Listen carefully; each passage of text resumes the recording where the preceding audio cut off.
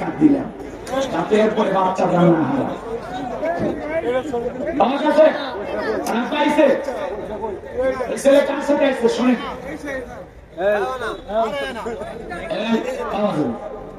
এটা মেয়েরাজের মাছ চলতেছে না, হ্যাঁ রজব মাস মেরাজ হাই গেছে, মেরাজ আছে আমাদের কাছে। চলেন আমার ভাইয়েরা, লম্বা করার কোন সুযোগ নাই। হে যুবকের দল, তোমরা একটু ভালো হয়ে যাও। আজকে যুব সমাজ সবচেয়ে খারাপ হওয়ার পিছনে একমাত্র কারণ হলো যুবকদের হাতে হাতে টাচ মোবাইল। এই মোবাইলের ওজন কম, কিন্তু মোবাইলের মাধ্যমে পাপের ওজনটা কম না বেশি? ঘরে দরজা লাগাইয়া মা বাবার চোখে ফাঁকি দিয়া কম্বলের ভিতরে ঢুকে ল্যাপের ভিতরে ঢুকে মোবাইলে অশ্লীল ভিডিও দেখে, উল্টা পাল্টা ফ্রি ফায়ার পাবজি, কথা কয় না, আবার আইপিএল বিপিএল সিপিএল বাজি, কথা কয় না। আপনাদের ছেলেরা এরকম খারাপ না। মা বাবা যখন দরজায় নক করে, এত রাতে তোর ঘরে আলো জ্বলে কেন, তখন বলে বাংলাদেশের স্বাধীনতার যুদ্ধ হয়েছে 1971 সালে, তখন পড়ার ভান করে, কথা কয়। আবার পিতা মাতা চলে যায়, আবার মোবাইলে উল্টা পাল্টা ভিডিও দেখে। এরকম যুবক আছে না? না। হে যুবক, একা একা রুমের ভিতরে ভিডিও দেখতে পারো, কিন্তু মনে রাখবা পৃথিবীর সবার চোখে ফাঁকি দিতে পারবা, আল্লাহর কুদরতি চোখে ফাঁকি দেওয়া সম্ভব। এই মোবাইলের ওজন কম, কিন্তু মোবাইলের মাধ্যমে পাপের ওজন কম না বেশি? জোরে বলেন, জোরে বলেন। দেশে মোবাইল আইছে, চিঠি বন্ধ হইয়াছে, দিওয়ানা বানাইছে, পোলা মাইয়ার মনের কথা ভাসে বাতাসে। আমি কি বলবো? যুবক চলবে, চলবে, চলবে, চলবে তো, আমি জানি তোমরা খুশি আছো না?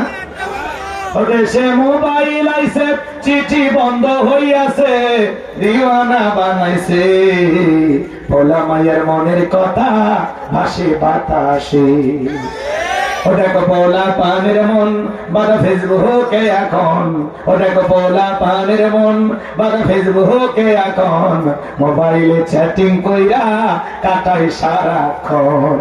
এই মোবাইল পাইয়া দেখো মদনের মাইয়া, এই মোবাইল পাইয়া দেখো মদনের মাইয়া কি কাণ্ড ঘটাইছে, স্বামী সংসার রাইখা নাকি পলাইয়া গেছে, স্বামী সংসার রাইখা নাকি পালাইয়া গেছে। 2 বাচ্চার মা, 4 বাচ্চার মা পরকীয়া প্রেম করে স্বামী সন্তান রাইখা আর একটা পুরুষের হাত ধরে পালিয়ে যায়। যেই নারী সন্তান রেখে স্বামী রেখে আর একটা ছেলের হাত ধরে পালিয়ে যেতে পারে, ওটা নারী না, ওটা পাশানি ডাইনি, নারী জাতির কলঙ্ক, বিশ্বাসঘাতক নারী। কেমনে পারলি স্বামী সন্তান রাইখা? এই মহিলা কেমনে পারলি বল, কেমনে পারলি? এই কথা বলে আপনার এই পরকীয়ার অভিশাপে হাজারো পরিবার জ্বলে পুড়ে শেষ, কত পুরুষের জীবন যারা কয়লা করে দিছে। পাগলিরা কয় হুজুর আমার স্বামী খারাপ। এই তোর স্বামী কি ফিরাউনের চাইতেও খারাপ? কয়টা স্বামী সংসার করেছিস যে স্বামী খারাপ হয়ে গেল? দোষ গুণ নিয়েই মানুষ, কথা কন। স্বামীকে ভালো করো, ওয়াজ করো, ভালো ব্যবহার করো, সুন্দর ভালোবাসা দাও, এমনি স্বামী পরিবর্তন হোক। স্বামীর জন্য সাজুগুজু করে প্রত্যেক রাতে নতুন নতুন কাপড় পরে অপেক্ষায় থাকবা, দেখি তো অন্যদিকে কেমনে নজর দেয়। আর এরা পুরো দেশে আগুন লেগে দিচ্ছে, প্রত্যেকটা অঞ্চলে দেখেন খালি মেয়ে মানুষই। কোন ছেলে কোন মহিলার বাড়ি গেছে বিয়ে করার জন্য, তোরা আসিস কে?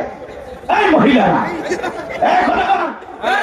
তোরা কেমনে আসিস? এই নারী তোরা কেমনে আর একটা ছেলের বাড়িতে এসে বলিস অমুককে আমি বিবাহ করবো?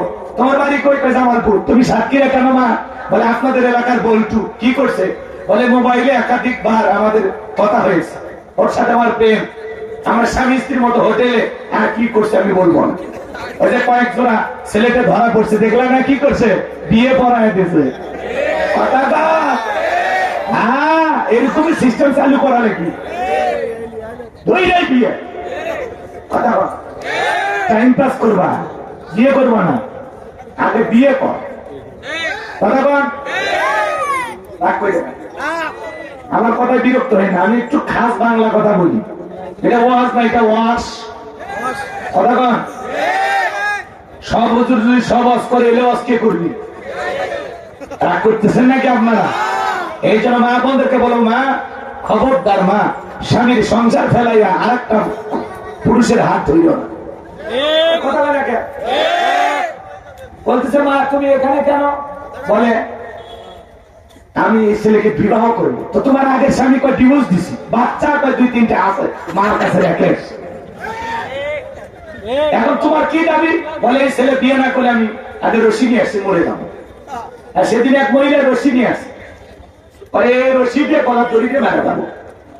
আরে কি জামানা! ও মা, কেমনি তুমি এই কথাগুলো বলতে পারো যে এই ছেলে আমাকে ভালোবাসে, তার বাচ্চা আমার পেটে? এই কথা বলার আগে তোর লজ্জা করলো না?